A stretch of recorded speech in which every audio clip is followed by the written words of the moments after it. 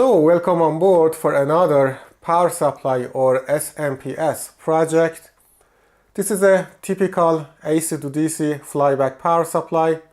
Here is the AC input, universal, in the range of 85 to 250 volts. And here is the DC output, 12 volts, and it can deliver up to 5 amps continuously. At the primary side or the AC input side, we have protection and noise reduction circuits. This big fat guy is the main capacitor for ripple reduction. This switching MOSFET to switch the primary of the transformer. This is the RCD stubber. This circuit belongs to the auxiliary winding optocoupler. This Y capacitor for noise reduction, especially for conducted emission.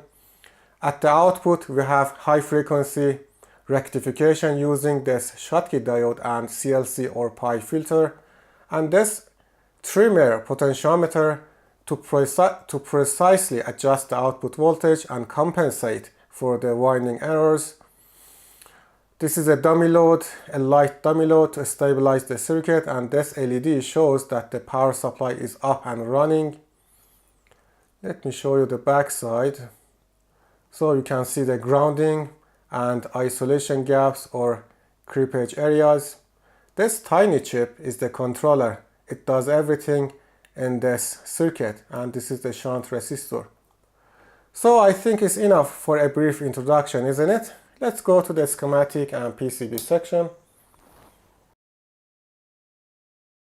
Alright, this is Altium developed software that I used to design this schematic and this PCB layout. But you might ask, what's the benefit of this Altium Develop? What's the catch? What's in it for me? Altium Develop offers many features, but one stands out. It makes teamwork easy, especially on complex PCB projects. Imagine you are on a team where one person works on power supply, another designs digital circuits, someone else handles RF parts such as Wi-Fi, Bluetooth, LoRa, and another team member creates component libraries and prepares the bill of materials. If you rely on traditional methods such as email, shared folders, screenshots, and PDFs, things get messy. You end up with a bunch of schematic and PCB files, misunderstandings, and frustration. This will delay your project, stress the team members, and affect the company's revenue and reputation. The difference is obvious, so I won't explain more. Follow this link in the YouTube video description, sign up on the Altium website, and test it with your 1-month free legal license. With that sign up, you can also download the project files from this link. So let's come back to the schematic and explain from this upper edge or the AC input. This fuse for protection, of course, 1 amp should be enough. This varistor also for protection, but against high voltage transients. This capacitor for high frequency noise reduction. This NTC to limit the inrush current at the startup. This is a common mode choke for noise reduction, especially reducing the conducted emission. Just one important point, if you want to use this power supply in 110 volts AC, I think some areas in the US use this voltage between 85 to 120, 130 I think. Just use a different part number for this, or use whatever common mode choke higher than this 1 amp, because the current draw from the AC input is higher when you use it in low AC. But if you live in the Europe or use 220 volts, starts from 180 to 240 I think. This is the range. Just follow this part number and you should be fine. This is not a problem, but this is just for safety and long operation. This bridge rectifier for AC to DC conversion. Again, if you want to use this for 110 volts, just mount a small heatsink on this bridge rectifier, because it generates a little heat, so one heatsink is enough. Again, if you want to use for 220, just leave it as it is. This capacitor for ripple reduction, use a high quality capacitor for this one. It's important because otherwise it will dry out too soon, especially if you want to use the power supply in high current continuously. So the high voltage DC line comes here, and one side goes through this primary of the transformer, and the other side is switched by this MOSFET, and the MOSFET is controlled by this controller, this switching controller, flyback switching controller, and this is the part number. These two resistors provide the initial startup current for the controller, but after the startup, the supply of the controller should be provided using the auxiliary winding on the transformer. So this is the auxiliary winding. So this AC voltage should be rectified using this diode, and then the noise should be reduced using this resistor and these two capacitors. These components form a low-pass RC filter to minimize the noise and ripple.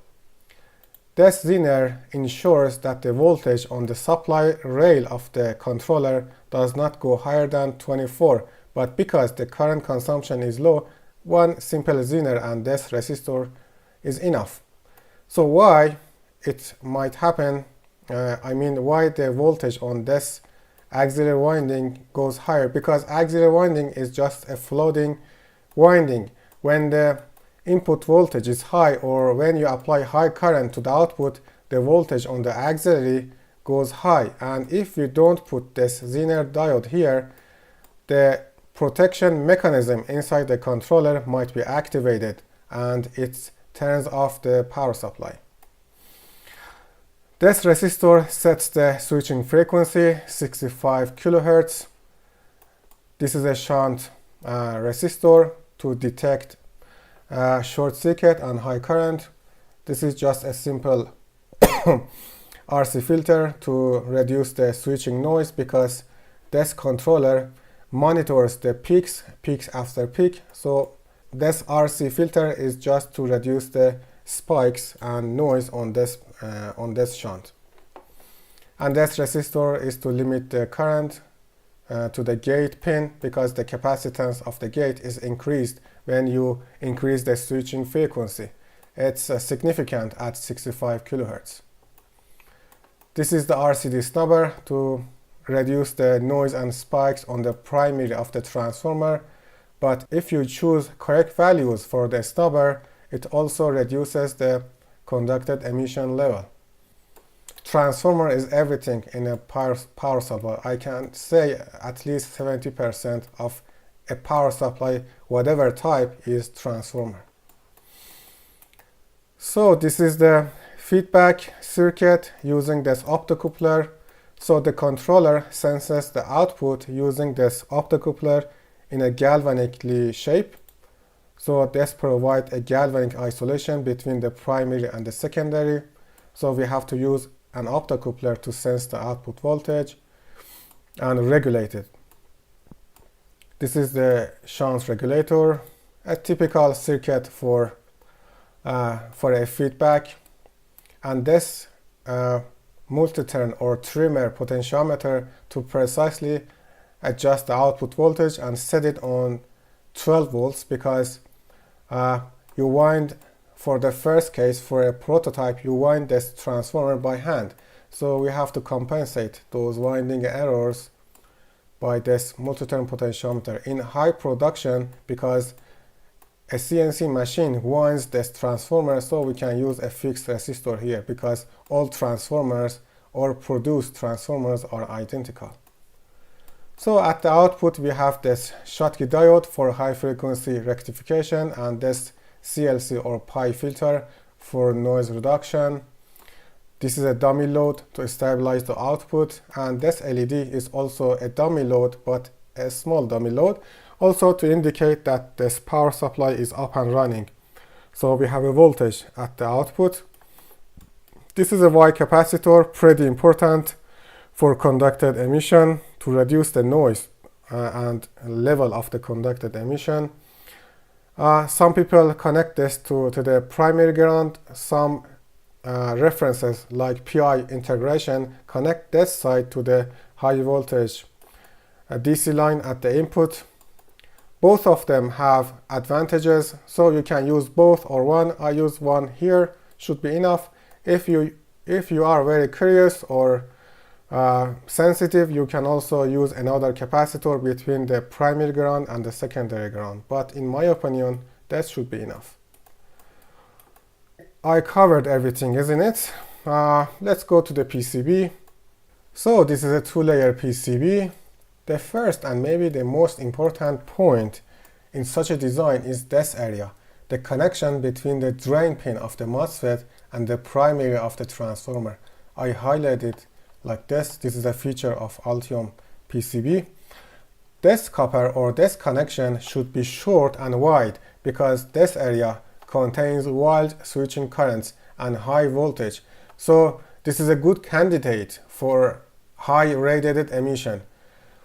So short and wide is a key for such a connection. Be careful about this. The second point is this RCD snubber circuit. Put the components as close as possible to the transformer and use SMD components for the RCD, at least for this resistor. The next point is grounding. So let me enable the single layer mode. This is the input ground on the top, output ground on the top. You see it's almost a solid ground plane on the secondary. And if I show you the bottom layer, this is the input ground and output ground, almost a solid ground plane. All of these techniques are to reduce the length and impedance of the ground path. We provide a return current for the circuit on the top, I mean on the secondary. If I enable this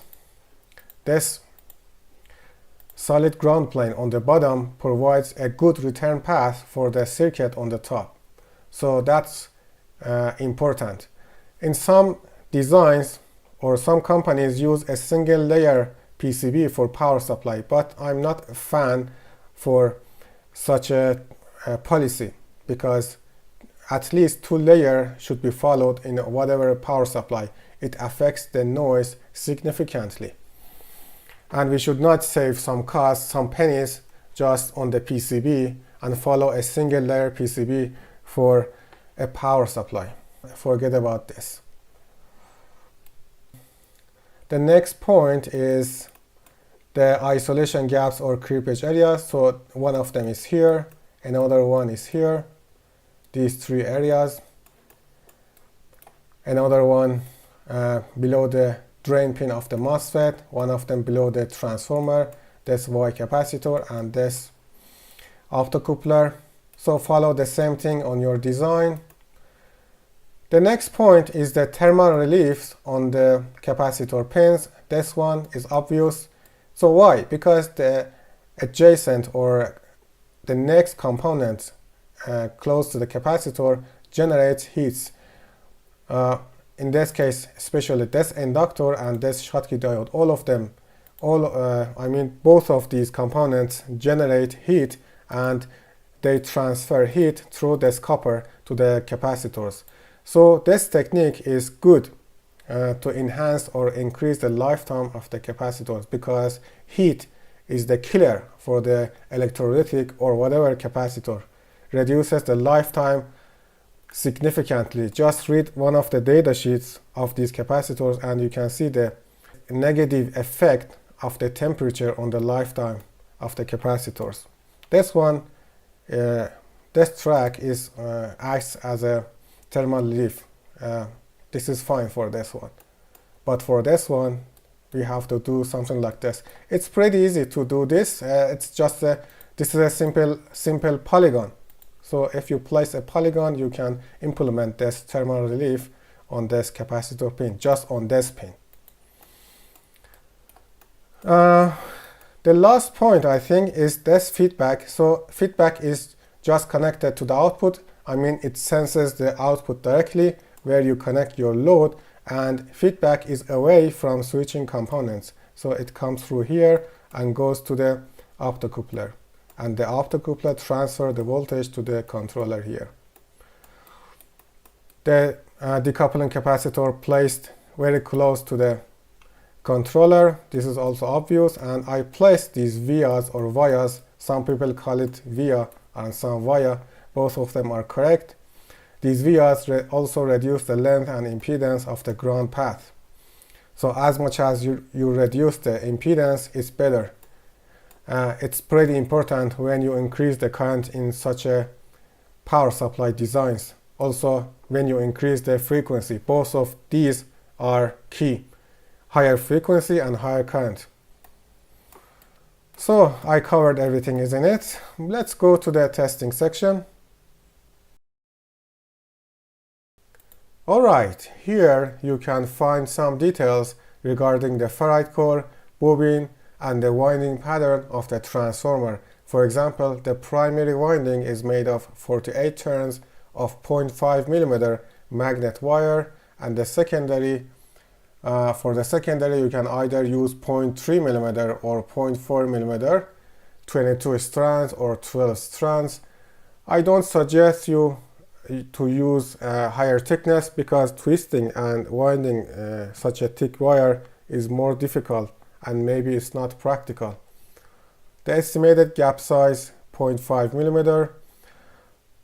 I didn't use PSP or sandwich winding method. If you like, you can use this pin as a auxiliary or helper. So half of the primary from here to here and the second half from here to here. Okay, so if you use PSP, you should reach lower leakage inductance, because in my case the leakage inductance was around 10 microhenries. It's so not bad, but definitely you can reach lower inductance if you use PSP. So I think everything is pretty clear, isn't it? Let's go to the testing section. Alright, welcome to the test bench. Here is the power supply under test. This variac or variable transformer prepares the AC input voltage, and this DC load is to examine the output voltage and current. So now I apply the maximum current, which is 5 amps, to the power supply, and I will increase the input voltage to 250 to see if the output voltage and current remain stable within the range. So turn this on and increase this to 250, 200, 220, 230, and 250. No problem whatsoever. This is a pass for this power supply. So let's go to the next test. So for the second test, I used this MIXIG high voltage differential probe and connected the probe to the primary of the transformer. So the ground lead to the input ground, not the output, to the input ground, and the positive or this red lead to the primary of the transformer. And I will examine the behavior of the snubber when the input voltage is maximum and the output current is also maximum. So let me apply the current to the output, and we will see the waveform on the oscilloscope screen like this. I think it's better that I just capture the oscilloscope screen, so remember the setup. So now the device screen is pretty clear and sharp. The peak-to-peak voltage is around 580 volts. The maximum drain source voltage of the MOSFET is around 650 volts. So this is pretty acceptable for the worst case scenario. Now let's examine the ringing on the edge of the pulse, if we see any sharp edges on this pulse or not. So we don't see any sharp edges. You see that? We don't see any sharp edges on this pulse. So this is pretty acceptable for this power supply, and it's a pass. So I hope you liked this video. Don't forget to share and subscribe. We will do something else in the next video.